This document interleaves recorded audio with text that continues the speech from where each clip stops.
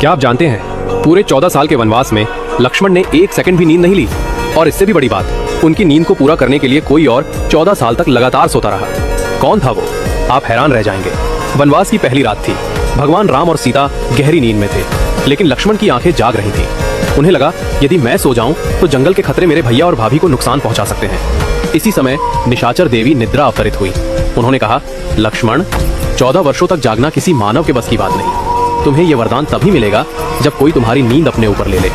लक्ष्मण ने पूछा, कौन करेगा ये बलिदान?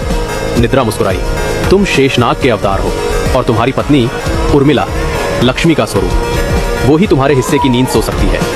उसी रात उर्मिला सो गई, लेकिन ये नींद सामान्य नहीं थी। ये लक्ष्मण की 14 साल की नींद थी। वे सोती रही और लक्ष्मण रात दर रात राम और सीता की रक्षा करते रहे। वनवास खत्म होने के बाद जब लक्ष्मण अयोध्या लौटे और उर्मिला को देखा, उनकी आंखें भर आई।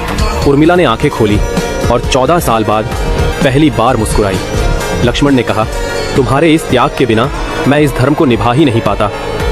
लोग राम सीता के प्रेम को याद रखते हैं, लेकिन बहुत कम लोग जानते हैं कि अयोध्या की सबसे महान प्रेम कहानी लक्ष्मण और उर्मिला की है, जहां एक ने 14 साल तक नींद त्याग दी और दूसरी ने 14 साल सिर्फ अपने पति के धर्म का साथ देने के लिए सोती रही। ये कहानी हमें सिखाती है, सच्चा त्याग बिना शोर के किया जाता है। जय श्री राम।